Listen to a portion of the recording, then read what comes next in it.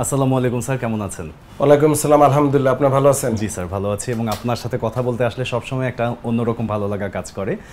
Sir, আপনি তো দেশের মানুষদেরকে বিভিন্ন ধরনের পরামর্শ দিচ্ছেনই, কিন্তু যারা রেমিটেন্স যোদ্ধা, যারা আমাদের অর্থনীতিতে যুক্ত করছে, কিন্তু আসলে অর্থনীতিতে যুক্ত করার জন্য কিন্তু তারা হাসি মুখে এমন অনেক কাজ করছে যেটা হয়তো তাদের শরীরের জন্য, তাদের মানসিক অবস্থানের জন্য কোনো দিক থেকেই আসলে অ্যাপ্রোপ্রিয়েট না।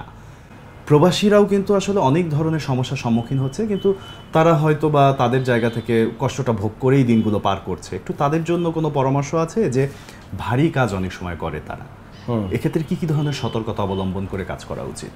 আপনাকে ধন্যবাদ, নাগরিক টেলিভিশনকে ধন্যবাদ। আসলে আমাদের এই প্রবাসীরা একটা ইম্পর্টেন্ট। আমি আলহামদুলিল্লাহ পৃথিবীর অনেকগুলো দেশে গিয়েছি, যেমন মালদ্বীপ।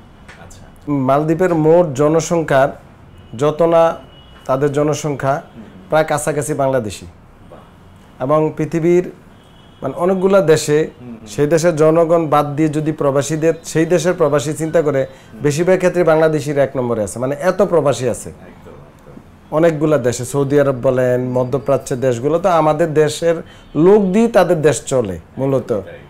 আপনি মালয়েশিয়ার মতো দেশ, সিঙ্গাপুর, মালদ্বীপ, মানে অনেকগুলো রাষ্ট্র আছে যারা বাংলাদেশি ছাড়া চলতেই পারে না। মানে তাদের প্রত্যেকটা কাজ, ঘরের কাজ থেকে শুরু করে একেবারে রাষ্ট্রীয় অনেক জায়গা পর্যন্ত বাংলাদেশিরা কাজ করে। আলহামদুলিল্লাহ, এটা আমাদের জন্য সুখবর। কিন্তু প্রবলেমটা হচ্ছে আমাদের এই প্রবাসী ভাই বোনেরা যায় কখন? যখন মাত্র ইয়াং। আমি অনেক রুগী পাই যে 12 বছর বয়সে নাকি সে চলে গিয়েছে প্রবাসী ইউরোপে। কিভাবে গেলেন? বলে পাসপোর্টে বয়স বাড়িয়ে দিয়ে চলে গেছি। ওকে, সেটা হয়তো করছে অনেক আগে, কিন্তু আমার কাছে আসছে সে একেবারেই শারীরিকভাবে অক্ষম, হাঁটতে পারে না, কাজ করতে পারে না, এখন জীবন দুর্বিষহ। তো এই জিনিসগুলো আমাদের প্রবাসী ভাই বোনদেরকে সতর্ক করা উচিত। আমরা মনে করি, আমরা প্রচুর এর আগেও কিন্তু নাগরিক টেলিভিশনের মাধ্যমে প্রবাসী দিন নিয়ে আমরা অনেক কথা বলেছি। তারপরেও বলবো, তারা যখন যায় ওই সকল দেশে, ইয়াং, শরীরে শক্তি সামর্থ্য আছে, গেল কি সে ড্রাইভিং এর কাজে ড্রাইভিং করবে গিয়ে, আর দালালের খপ্পরে পরে সে ড্রাইভিং জব আর পায় না। তার হয়তো ভিসার সমস্যা হয়ে যায়, এই সমস্যা সেই সমস্যা, তখন সে হয়তো খেতে কামারের কাজ করে, যেটা সে জীবনও করে নেই। তো এই জিনিসগুলো আমাদের প্রবাসীদের ক্ষেত্রে বুঝে শুনে যেতে হবে, দালালের খপ্পরে পড়া যাবে না। আর যাওয়ার আগে কাজ এনশিওর করে যাবে এবং সেই কাজটা সে শিখে যাবে। একদম খুব সুন্দর একটা কথা বলেছেন, যে শিখে যাবে। এবং যদি কপাল খারাপও হয়, গিয়ে অন্য কাজে পড়ে যায়, কোনো সমস্যা নেই, সেখানে গিয়ে সেই কাজটা আবার শেখার চেষ্টা করবে। শরীরে জোর দিয়ে কাজ করবে না।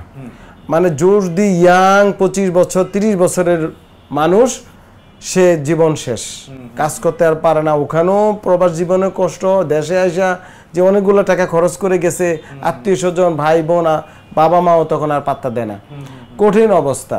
তো প্রবাসীদের আমি বারবার বলে আসছি, আপনারা সতর্ক থাকবেন। কাজ করতে গেছে নিজের জন্য, দেশের জন্য, পরিবারের জন্য, কিন্তু গিয়ে আপনি কি করলেন? অসুস্থ হয়ে পড়ে থাকলেন, থাকার সমস্যা, খাওয়ার সমস্যা, একই রকম খাবার খাচ্ছে প্রতিদিন, একই খাবার, ফাস্ট ফুড, প্রসেস ফুড, হার্টের রোগ হচ্ছে, স্ট্রোক করতেছে, চলে আসতেছে, ভারী কাজ সামনে ঝুঁকে করতেছে, ড্রাইভিং করতেছি, কোনো রিকভারি নাই। মানে একটু হাঁটা চলাফেরা, ঘুম, এগুলা নাই।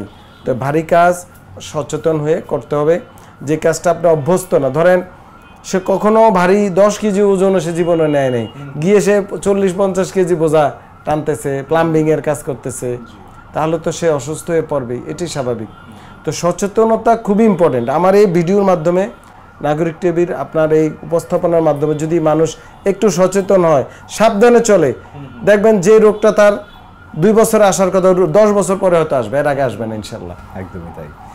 প্রবাসী ভাইরা নিশ্চয়ই স্যারের কথাগুলো মন দিয়ে শুনেছেন, কারণ স্যার এত চমৎকারভাবে বুঝিয়ে দিয়েছেন যে কিভাবে আসলে জীবনযাপনটা হওয়া উচিত। আমরা যে কাজটা জানি না সেটা ওখানে গিয়ে শিখে নেব, অথবা দেশ থেকে যদি আমরা শিখে যাই, স্যারের কথাগুলোই আসলে আমি সংযুক্ত করছি আপনাদের সাথে, তাহলে কিন্তু স্যার আসলেই বিষয়গুলো সহজ হয়ে যায় এবং জীবনযাপন থেকে শুরু করে সব কিছুই আসলে সহজ, এবং কোনো ইনজুরি হবে না। মূলত প্রবাসীরা ইনজুরি জনিত, মানে কাজের ভুল, থাকার ভুল, বিভিন্ন শারীরিক ইনজুরিতে তারা আক্রান্ত হয়। এটা হচ্ছে মেইন মোটোটা আমাদের। তো ইনজুরি যখন হয়, আপনিও বাংলাদেশে যদি ইনজুরিতে আক্রান্ত, আপনি তো চলতে পারবেন না। আর প্রবাস জীবন, তাকে দেখার কেউ নাই, একদমই অনেক সময় তার ভিসার সমস্যা, আকামার সমস্যা, এই সমস্যা সেই সমস্যা, বা ইন্স্যুরেন্স নাই। বাংলাদেশে ইন্স্যুরেন্স না হলে তো সমস্যা নাই, আমরা তো অনেক রুগী আমি ফ্রিও দেখে দিই, সমস্যা নাই। আমাদের ডাক্তারের কাছে গিয়ে বললে, সরকারি হাসপাতাল আছে, প্রাইভেটেরও কিন্তু অনেক ডাক্তাররা মানবিক, হ্যাঁ, বললে কোনো ভিজিটও নেয় না, সেটা চেষ্টা করে। কিন্তু ওইখানে তো ওই মানবিকতার সিস্টেমই নাই। মানে আপনার ইউ হ্যাভ আইদার নিজের পকেটে টাকা দিতে হবে অথবা ইন্স্যুরেন্স থাকতে হবে। আর তাদের ভাষাগত প্রবলেম, ডাক্তারের কাছে গেলে বললেই তো হবে না, সে তো ভাষাগত আনে। আর ডাক্তাররা বেশিরভাগ ডাক্তারই তারা হয়তো কোনো না কোথাও প্রতিষ্ঠানে জব করে, সে চাইলেও তো আপনাকে রেমেডি দিতে পারবে না, ইকোনমিক্যালি হেল্প করার তার সুযোগ থাকে না।